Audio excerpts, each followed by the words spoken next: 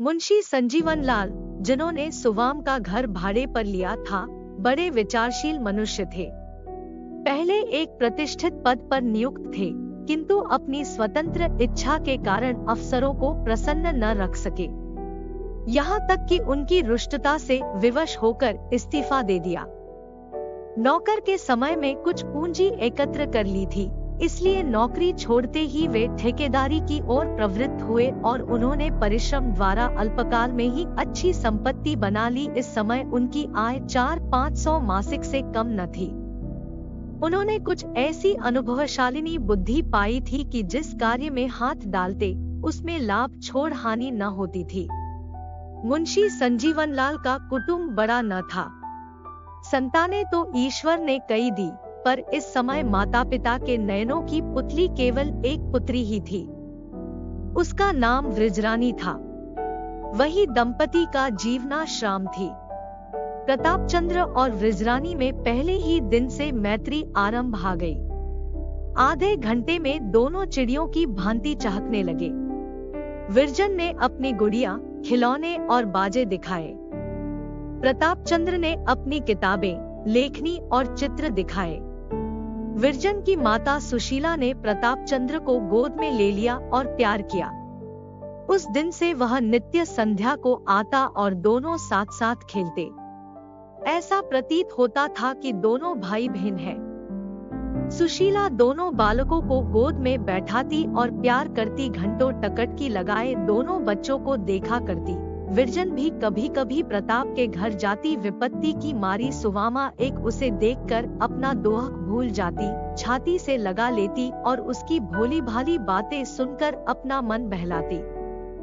एक दिन मुंशी संजीवन लाल बाहर से आए तो क्या देखते हैं कि प्रताप और विरजन दोनों दफ्तर में कुर्सियों पर बैठे हैं।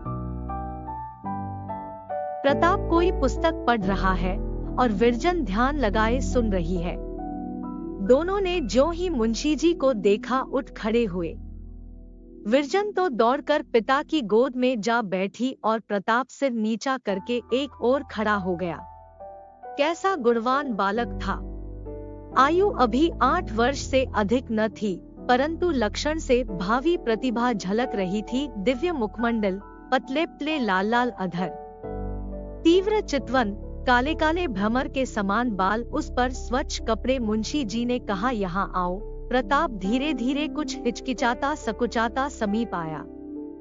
मुंशी जी ने पितृवत प्रेम से उसे गोद में बैठा लिया और पूछा, तुम अभी कौन सी किताब पढ़ रहे थे?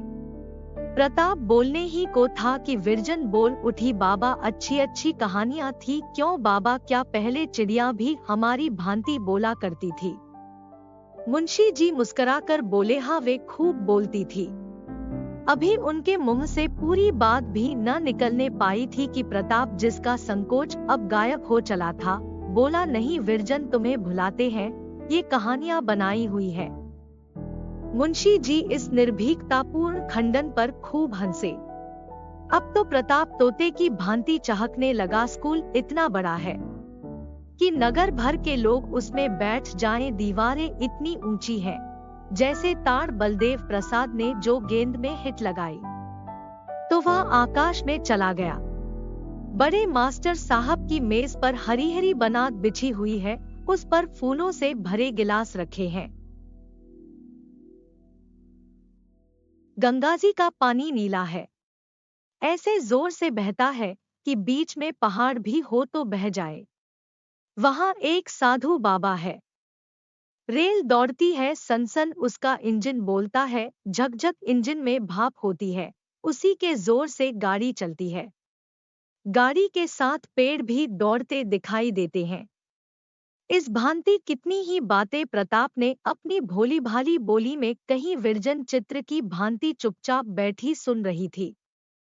रेल पर वह भी 2-3 बार सवार हुई थी, परंतु उसे आज तक यह ज्ञात न था कि उसे किसने बनाया और वह क्यों कर चलती है।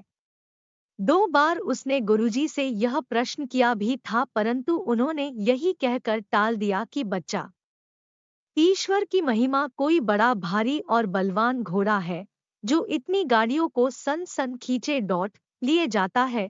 जब प्रताप चुप हुआ तो विरजन ने पिता के गले हाथ डालकर कहा, बाबा हम भी प्रताप की किताब पढ़ेंगे। मुंशी बेटी, तुम तो संस्कृत पढ़ती हो, यह तो भाषा है। विरजन, तो मैं भी भाषा ही पढ़ूंगी। इसमें कैसी अच्छी अच्छी कहानियां हैं। मेरी किताब में तो भी कहानी नहीं। क्यों बाबा, पढ़ना किसे कहते हैं?